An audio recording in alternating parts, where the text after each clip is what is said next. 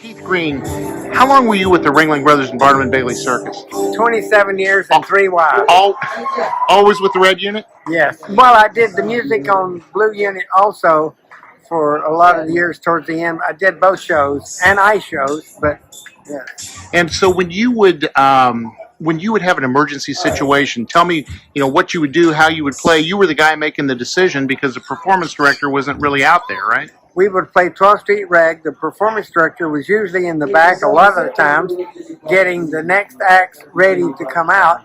And if something happened, then we would immediately go into 12th Street Rag, and the clowns could hear it over the speakers, and they all came out because they knew that was when they were supposed to come out to get the people's attention on the clowns instead of whatever was happening. And how often a season would you have to play that?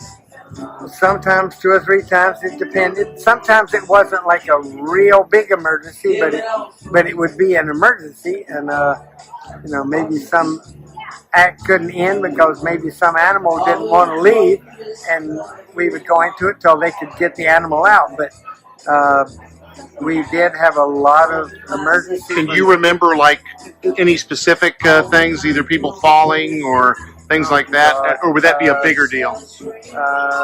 Like where they had to call emergency crews in or anything like that? Danielle from the Carrillo Brothers was one. Tony Knock from the sway pole when the sway pole broke. Do you remember where that was? I think that was in Boston. It was like an 80-foot pole and it broke.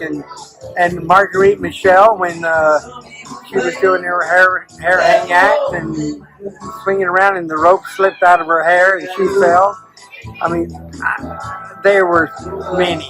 I can't remember. Most of them were not as severe, but they were still things that the show was going to have to stop for a second to find out if these people were actually hurt.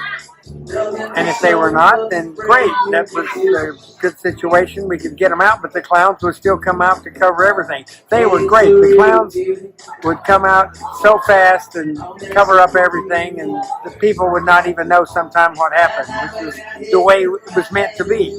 We didn't want them to know what was going on.